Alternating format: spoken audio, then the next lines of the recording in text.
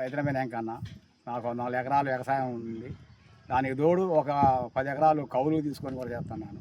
వానాకాలం, ఎండాకాలం. ఈ ఎండాకాలం ఒక 10 ఎకరాలు చేశాను. ఆ 10 ఎకరాలు చేసిన కానుంచి నీళ్ళ తడి కూడా లేకపోతే ఇంజన్లు పెట్టి కూడా ఆ ధాన్యాన్ని పండించడం జరిగింది.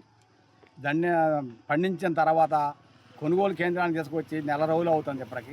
ఇప్పటికి 3-4 సార్లు వర్షాలు వచ్చి ఒడ్లు తడిసిపోయాయి. ఆ కొనుగోలు కేంద్రానికి తీసుకొచ్చిన తర్వాత కూడా అధికారులు కూడా ఎవరు పట్టించుకునే నాదుడు కూడా ఆగుపడతలేదు మాకు. నేను మనుగురు నేరేల చెరువు కింద ఒక 4 ఎకరాల యాసంగి వ్యవసాయం చేశానండి.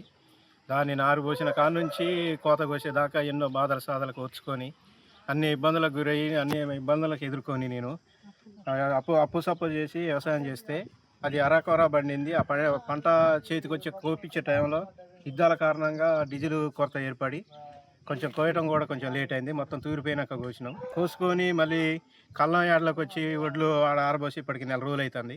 అయినా కానీ ఎవరు ఇటు వచ్చి తిరిగి చూసిన నాదులు లేరు. పేరుకి ఇక్కడ ఏదో బోర్డు పెట్టారు, సొసైటీ బోర్డు, వాళ్ళు కూడా ఇంతవరకు రాలేదు. మేము ఎన్నో ఇబ్బందులు పడుకుంటా మేము ఇంతకుముందు రాళ్ళ వర్షం వచ్చింది, మళ్ళీ ఆ మధ్య కొంచెం మామూలుగా వర్షం